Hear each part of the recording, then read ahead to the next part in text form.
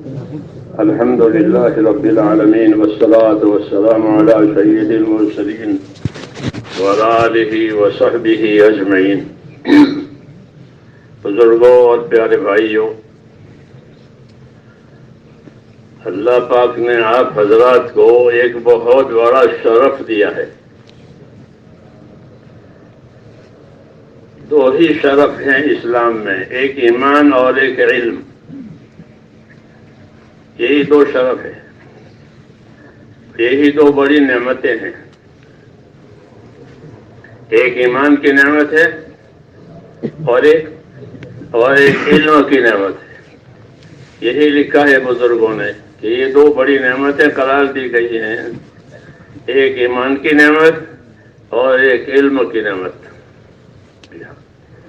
ایمان تو ہے، ایمان اس سے بڑی کوئی چیز نہیں ہے، اس لیے کہ آخرت کی نجات اور دنیا کی سلامتی اور سارے مسائل کا حل اسی میں ہے، ایمان میں ہے۔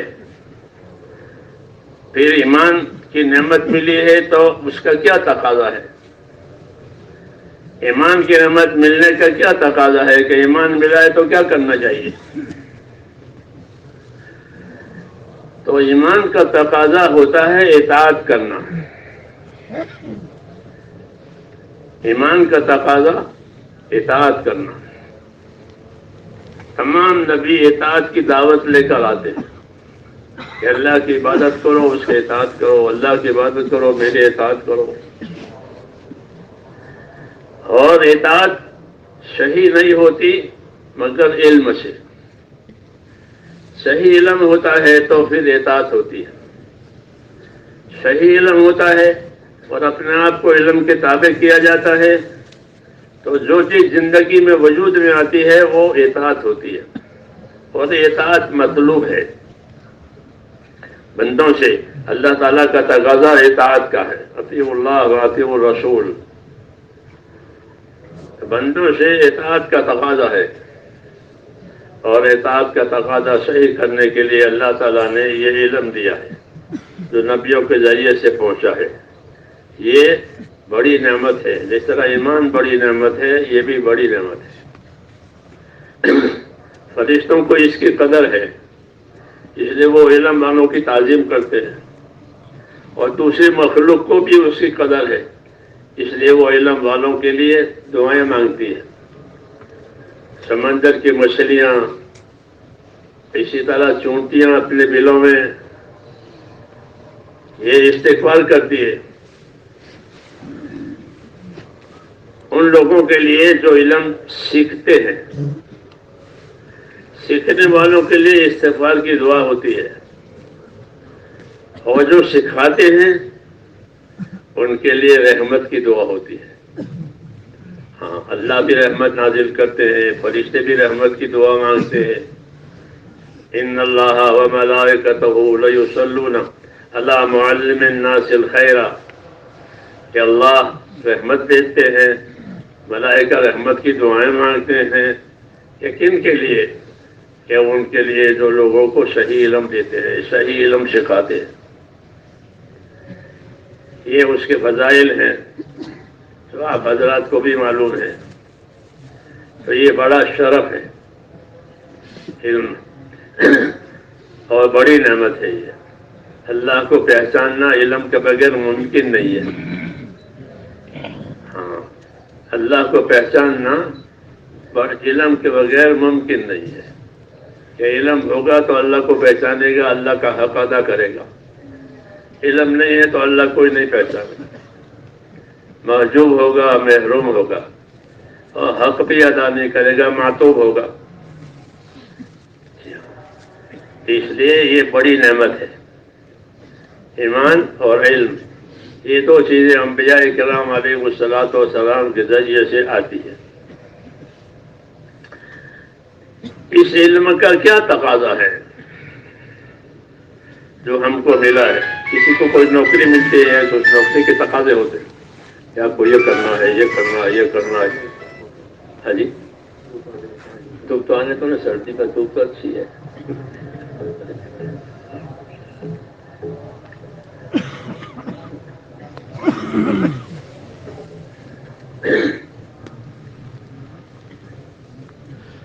کیا کہہ رہا تھا؟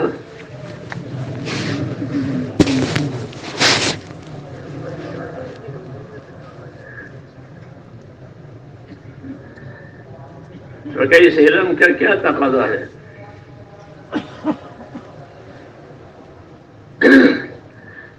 اس علم کا یہ تقاضا ہوتا ہے کہ ہر علم والا اپنے آپ کو اس علم کے تابع کرے، اپنے علم کے تابع کرے، یہ اس کا تقاضا ہے۔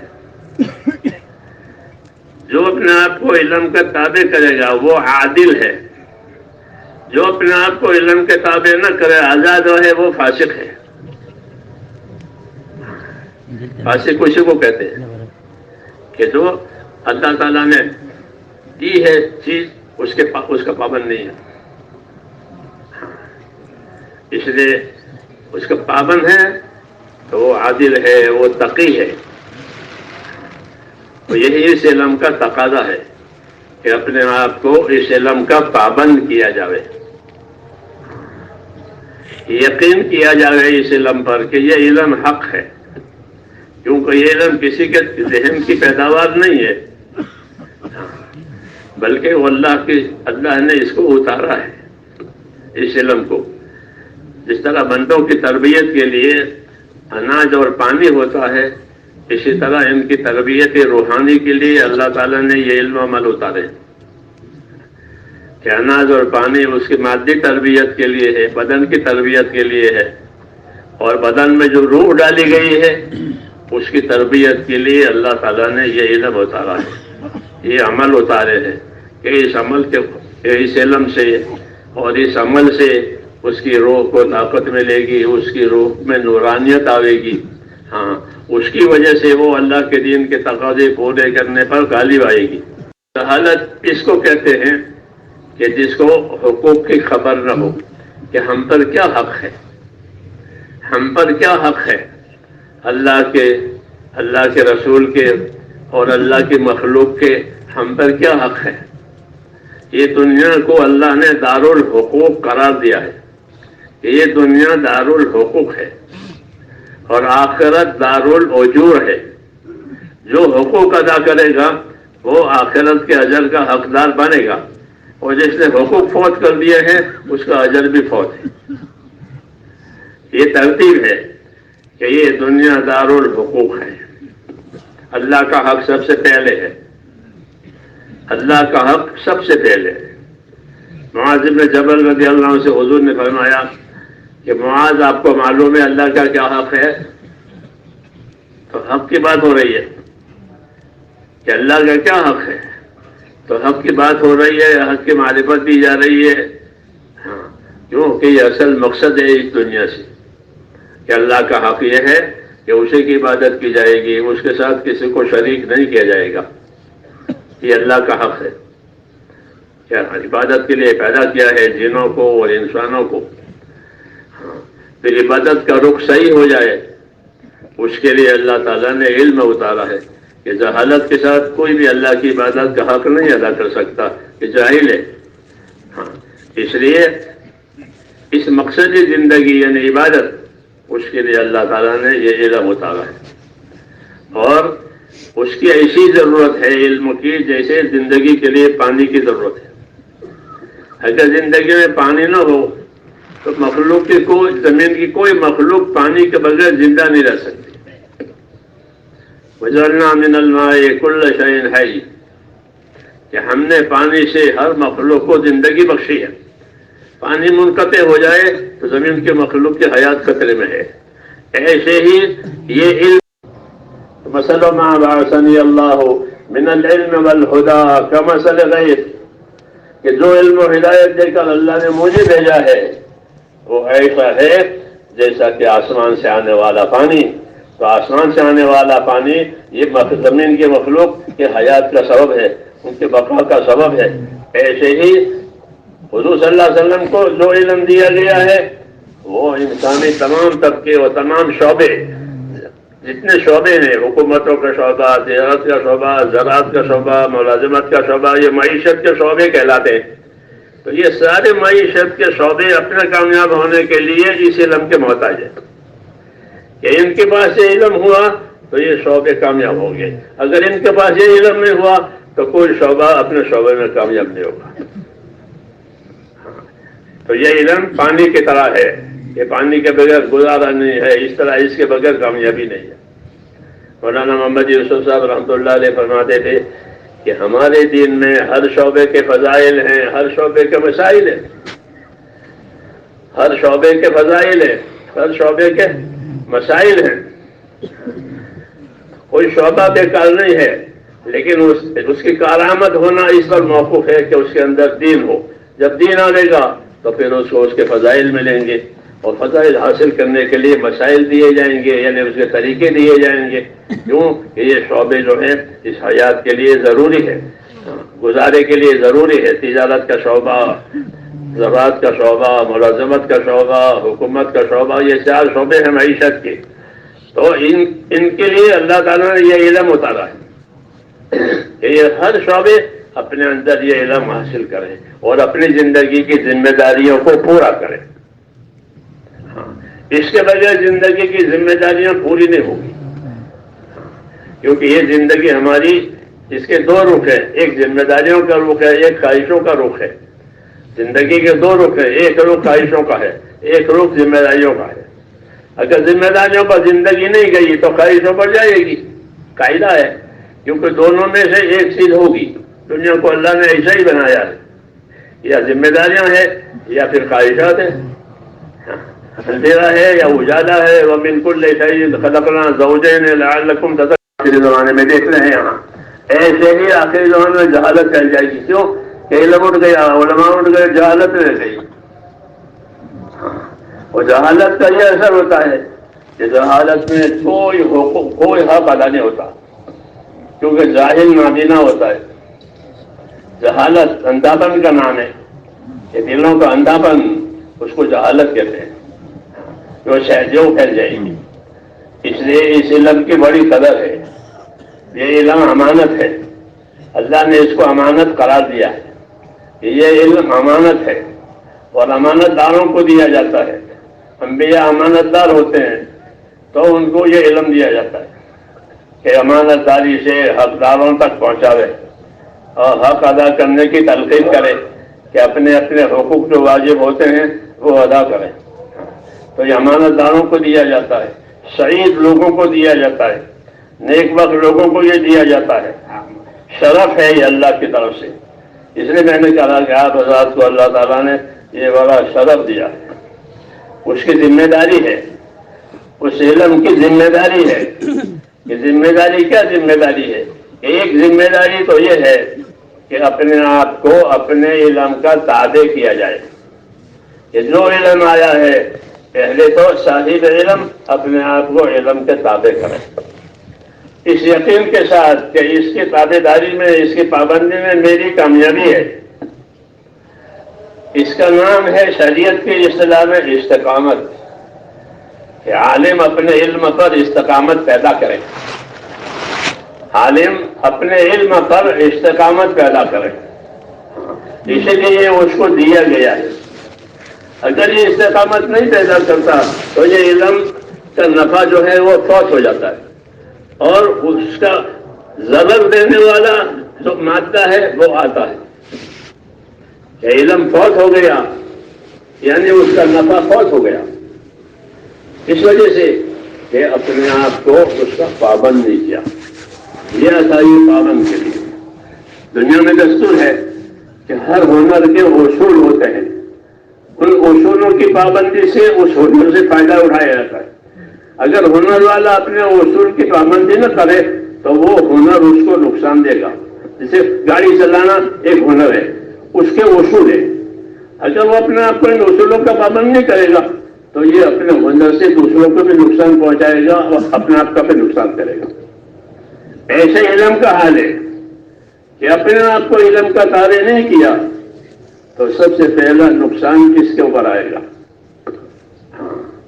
کہ علم کے تابع نہیں کیا ہے، اور جب اپنے آپ کو تابع نہیں کیا ہے تو وہ اپنے علم سے دوسرے کی خیرخواہی بھی نہیں کر سکتا، کیونکہ ہمارے دین میں دوسروں کی خیرخواہی کا تقاضا ہے کہ دین خیر خواہی کرنے کا نام ہے، تو کسی سے خیر خواہی کرے گا کہ وہ ان کے حقوق کی حفاظت سے خیر خواہی کرے گا، اور وہ علم کا بغیر ممکن نہیں ہے۔ اس لیے اس علم کا تقاضا یہ کہ اپنے آپ کو اس کا پابند کیا جائے اور دوسروں کی اس علم سے خیر خواہی کی جائے۔ انبیاء کرام اسی صفات کے ساتھ آتے ہیں کہ وہ اپنا علم کے تابع ہوتے ہیں، معصوم ہوتے ہیں، اللہ کے حکم کے تابع ہوتے ہیں۔ اطاعت، خود ان کی زندگیوں میں اطاعت ہوتی ہے، دوسروں کو اطاعت کی دعوت دیتے ہیں، دوسروں کو اطاعت کی تعلیم دیتے ہیں خیرخواہی کے طور پر۔ اور یہی وظیفہ ہے اہل علم کا کہ اپنے علم پر استقامت پیدا کرے اور اپنے علم کے ذریعے سے دوسروں کی خیر خواہی کرے، کیونکہ یہ علم ایک مشترک سرمایہ ہے، سب کے لیے آیا ہے۔ جیسے میں نے کہا نا بارش کا پانی کہ زمین کی ہر مخلوق کے لیے آیا ہے، ایسے ہی یہ علم کہ وہ تمام انسانیت کے لیے آیا ہے، خدا للعالمین، کہ یہ سب کی رہبری کے لیے آیا ہوا ہے۔ اس لیے اس کا تقاضا ہے کہ اس علم کو اپنے اندر لیا جائے۔ اس لیے حکم ہے کہ اس کو سیکھو، اس کو سیکھو اور اس کو سکھاؤ۔ اس کا سیکھنا ہماری شریعت میں فرض کیا ہے، علم دین سیکھنا شریعت میں ہماری فرض ہے۔ کہ جو جس حال میں ہو اس حال کا علم اس کے پاس ہونا ضروری ہے، جو جس حال میں ہو حال کا علم، کہ جو جس حال میں ہو اس حال کا علم اس کے پاس ہو، تاکہ وہ حال جہالت سے نہ گزر جائے۔ یہ تقاضا ہے۔ اور ایک عام علم کہ جس سے دوسروں کو بھی فائدہ ہو، اپنا حال بھی صحیح ہو، اس کو فرض کفایہ قرار دیا ہے۔ اور عام علم کہ اس کو تو فرض عین قرار دیا ہے کہ جو ضروری علم ہے وہ تو ہر ایک سیکھے، تاکہ کوئی حال علم کے بغیر نہ گزرے۔ اور اس کی دعوت دے، اس کی دعوت دے، سیکھنے کی دعوت دے لوگوں کو۔ اور دعوت دینے کے لیے فضائل کا علم اتارا ہے اللہ نے، فضائل کا علم اتارا کہ فضائل کا علم یہ دعوت دینے کے لیے ہے، لوگوں میں ترغیب اور شوق پیدا کرانے کے لیے ہے، ذمہ داریوں کے فوت ہونے کا خوف پیدا کرانے کے لیے ہے۔ یہ علم ترغیب کہلاتا ہے جو نبیوں پر اترتا ہے، کیونکہ نبیوں کے دعوت کا جو اسلوب ہے وہ ہے مبشرین و منذرین، کہ نبی اپنی بات کیسے دنیا میں چلائیں گے، کہ نبی اپنی بات چلائیں گے بشارتوں سے، وعدے وعیدوں سے اپنی بات چلائیں گے۔ وما نرسل المرسلین الا مبشرین و منذرین، یہ ان کا اسلوب ہے کہ ہم نبیوں کو بھیجتے ہیں اس طرح سے کہ وہ صحیح زندگی گزارنے کی ترغیب دیتے ہیں، بشارتیں دیتے ہیں صحیح زندگی گزارنے والوں کو، اور غلط زندگی والوں کو ڈراتے ہیں انجام سے تاکہ وہ غلط زندگیوں سے باز آ جائیں، اور صحیح زندگی والوں کو بشارت دیتے ہیں تاکہ وہ اس میں ترقی کریں۔ اس کو علم ترغیب کہتے ہیں۔ اس علم ترغیب کو عام کیا گیا ہے، عام کیا گیا۔ اب تو خیر علم اٹھ گیا ہے، اللہ ہماری مغفرت کرے اور معاف کرے، ورنہ ہر مسلمان اپنے عمل کی قیمت جانتا تھا کہ میں یہ عمل کرتا ہوں مجھے اس پر یہ ملے گا، میں یہ کام کرتا ہوں مجھے اس پر یہ ملے گا۔ علم ترغیب یہ عام تھا پہلے زمانے میں، اور اسی کے یقین کی وجہ سے وہ اپنے عمل پر قائم رہتا تھا کہ مجھے تو اس عمل سے یہ ملے گا، مجھے اس عمل سے یہ ملے گا۔ اللہ کے راستے میں پیدل چلتے تھے، وہ کوئی کہتے سواری ہو جاؤ، کہ نہیں میں پیدل چلوں گا، میں نے سنا ہے کہ جو اس راستے میں پیدل چلے گا اس کے گردن غبار لگے گا، وہ جہنم سے آگ سے محفوظ رہے گا۔ یہ اس کو اس کی ترغیب معلوم ہے، تو اس ترغیب کو سامنے رکھ کر وہ جماعت میں پیدل چلتا تھا۔ صدقہ کرتے تھے، صرف صدقے کا ثواب نہیں بلکہ صدقے کی نوعیت ہے کہ ایک صدقہ اپنے ہاتھ سے دے، ایک صدقہ کسی کے ہاتھ سے بھیجے، کہ اپنے ہاتھ سے صدقہ دینے کی نوعیت اور ہے، کسی کے ہاتھ صدقہ بیچنے کی نوعیت اور ہے۔ اس قسم کے واقعات حدیثوں میں فضیلت جاننے کی وجہ سے ملتے ہیں، تو فضائل کے ذریعے سے اللہ تعالیٰ کے انعام اکرام، اللہ کے وعدے حاصل کیے جاتے ہیں۔ اور دوسرا علم ہم کو دیا ہے مسائل کا، اور مسائل کا مطلب یہ ہے کہ عمل کا صحیح طریقہ زندگی میں آئے۔ جس طرح عمل کی فضیلت معلوم ہوئی، عمل ادا کرنے کی صحیح ترتیب، اس کو مسائل کا علم کہتے ہیں، طریقوں کا علم کہتے ہیں۔ جیسے سجدے کی فضیلت ہے کہ ہر سجدہ ایک ایک درجہ بلند کرتا ہے، ہر سجدہ ایک ایک درجہ بلند کرتا ہے، جتنے سجدے اتنے درجات کی بلندی۔ حدیثوں میں اس طرح سے ہے سجدہ کہ اللہ کو سب سے زیادہ پسند ہے۔ یہ تو سجدہ ہوا، اور سجدہ کا طریقہ کیا ہے؟ تو طریقوں کا علم دیا کہ مجھے حکم ملا ہے میرے خدا کی طرف سے کہ میں 7 اعضاء پر سجدہ کروں۔ یہ سجدے کا مسائل، وہ سجدے کی فضیلت، اس طرح ہر کام میں امت کو یہ بتایا ہے کہ ان کا عادت نہ بنے، رسم نہ بنے کہ بھائی یہ کام ہے کر لیا، نمازیں پڑھ لی کہ پڑھ لی۔ انہیں ایسا نہیں ہے، بلکہ نماز کے علم کے ساتھ، فضیلت کے علم کے ساتھ، طریقوں کے علم کے ساتھ، اسی طرح ہر کام۔ اس طرح حضور صلی اللہ علیہ وسلم نے اپنی امت کو علم پر چھوڑا ہے۔ آپ سے پہلے جاہلیت تھی کہ انسانیت جاہلیت پر اپنی زندگی گزار رہی تھی، ان کو جاہلیت میں سے نکال کر علم پر کھڑا کیا۔ یہ آپ کا کمال ہے، ہاں یہ آپ کا کمال ہے کہ ہر پیشے والا اپنے پیشے کا علم رکھتا تھا کہ بال کاٹنے کی کیا شریعت ہے، تو وہ بال کاٹنا شریعت کے مطابق کرتا تھا۔ کمانے کی کیا شریعت ہے، تو وہ کمانے شریعت کے مطابق کرتا تھا۔ ایسے آپ صلی اللہ علیہ وسلم نے علم کو فروغ دیا، فروغ دیا اپنے تعامل سے، کہ ہر آدمی کو جو علم ملتا تھا وہ اپنے علم پر عمل کرتا تھا، وہ اپنا علم دوسروں کو سکھاتا تھا، اس کی دعوت دیتا تھا۔ جی ہاں، تو اس طرح سے علم کو فروغ دیا گیا کہ کوئی شعبہ علم کے بغیر باقی نہ رہا۔ جیسے میں نے کہا نہیں، حضرت فرماتے ہمارے ہر شعبے کے مسائل ہیں، ہر شعبے کے مسائل ہیں، تو ہر شعبوں کو علم دیا، کیونکہ یہ علم ایک مشترک سرمایہ ہے، اس کو اپنی ذات پر بھی قائم کرنا ہے اور دوسروں میں بھی قائم کرنا ہے۔ دوسروں میں قائم کرنے کے لیے ان کو دعوت کا شغل دیا ہے کہ اس کی دعوت دو، اس کی ترغیب دو، اس کا نفع نقصان سمجھاؤ، ہاں، اور ان کو اس کے سیکھنے پر آمادہ کرو۔ اگر وہ سیکھنے چاہے تو ان کو سکھاؤ۔ حضور صلی اللہ علیہ وسلم نے اپنے آخر عمر میں وصیت فرمائی تھی کہ میرے بعد لوگ آئیں گے، کیونکہ دعوت پھیل گئی ہے، لوگ آئیں گے دین سیکھنے کے لیے، اس لیے میں تم لوگوں کو وصیت کرتا ہوں کہ ان کو سکھاؤ۔ سکھانے کی وصیت کی تھی، چنانچہ صحابہ اس وصیت پر پورے پابند ہوئے، جو آیا ان کو بھی سکھایا، اور نہیں آیا تو ان کے پاس پہنچ گئے، نہیں آیا تو ان کے پاس پہنچایا اپنے آپ کو۔ ہاں، حضور صلی اللہ علیہ وسلم زمانے میں وفود جاتے تھے، وہ بعض وفود 6 مہینے رہتے تھے، اسی وجہ سے کہ ان کو سکھانا ہے، ان کو ایک ماحول میں لانا ہے، کیونکہ یہ علم مشترک ہے، اس میں سب کا حصہ ہے۔ ہاں، تو اس لیے اس کے ساتھ محنت جوڑی گئی، اس کے ساتھ دعوت جوڑی گئی، اس کے ساتھ خیر خواہی کو جوڑا گیا، تاکہ یہ دنیا میں پھیلے۔ وہی ہماری ذمہ داریاں ہیں۔ تو حضور صلی اللہ علیہ وسلم نے امت کو جس طرح رہبری فرمائی ہے، اس طرح حرکت بھی دی ہے۔ آپ نے امت کو حرکت دی ہے، جیسے چکی کو حرکت دی جاتی ہے تو چاروں طرف آٹا گرتا ہے، ایسے ہی امت کو حرکت دی ہے۔ یہ بہترین امت ہے، ان کے پاس بہتری ہے، یعنی اپنا دین ہے، تو اپنے دین کو حرکت کے ساتھ یہ حرکت کرے۔ دین کو لے کر چکی کی حرکت سے چاروں طرف آٹا گرتا ہے، ایسے ہی دین والوں کی حرکت سے چاروں طرف دین پھیلے گا۔ اس لیے دین بھی ہم کو دیا ہے اور دین کے لیے حرکت بھی دی ہے۔ حرکت میں دعوت ہے کہ اس کو دعوت دو، کہ اس کو اس کام کے لیے تیار کرو، جب وہ تیار ہو جائے تو اس کو تعلیم دو۔ ہاں، تعلیم پہلے زمانے میں صحبت سے دی جاتی تھی کہ ہماری صحبت میں رہو۔ ہاں، اس لیے کہ لکھنے پڑھنے کے وسائل نہیں تھے، آپس کا عمل، آپس کی پابندی اور ایک دوسرے کی صحبت میں وہ علم لیا جاتا تھا، دیا جاتا تھا، سیکھا جاتا تھا۔ ہاں، تو تعامل سے وہ پھیلا ہے۔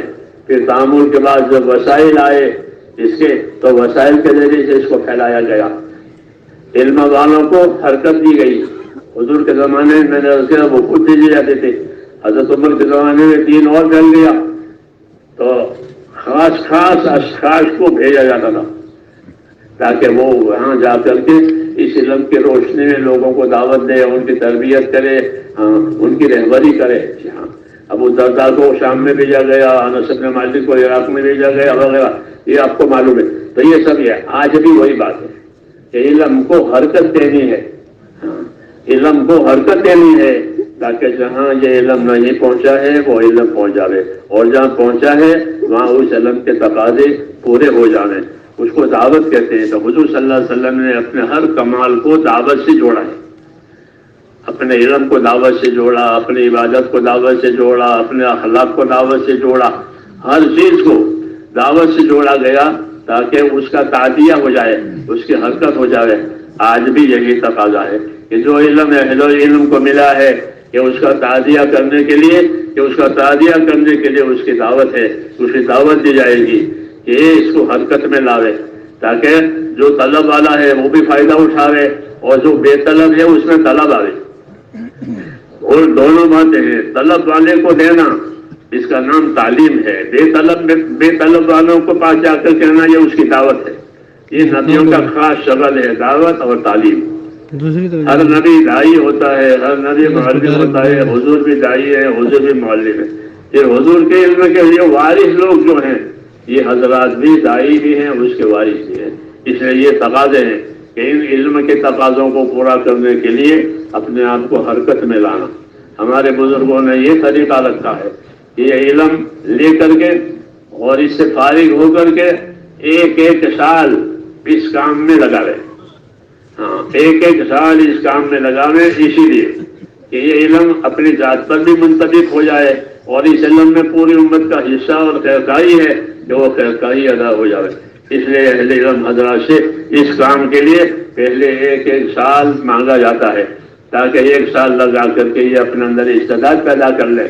چونکہ یہ نبی کے وارث ہیں اور نبی ساری امت کے لیے، ساری دنیا کے لیے ہے، تو یہ استعداد پیدا کرنا ہے. اس لیے آپ حضرات سے یہی درخواست ہے کہ اس کام کے لیے اپنے آپ کو بتانے آپ کون کون تیار ہیں. جو تقاضے آپ کے سامنے رکھے جائیں گے ایک سال کے تقاضے ہیں. جی، ابتدا میں اندرون میں، پھر اس کے بعد میں پھر بیرون میں، یہ تقاضے ہیں. اس کے لیے آپ حضرات سے عرض ہے، فرمان ہے اس کے لیے. سب سے پہلے گزارش ہے کہ جو علماء کرام تشریف لائیں نقد سال کے لیے کھڑے ہو جائیں.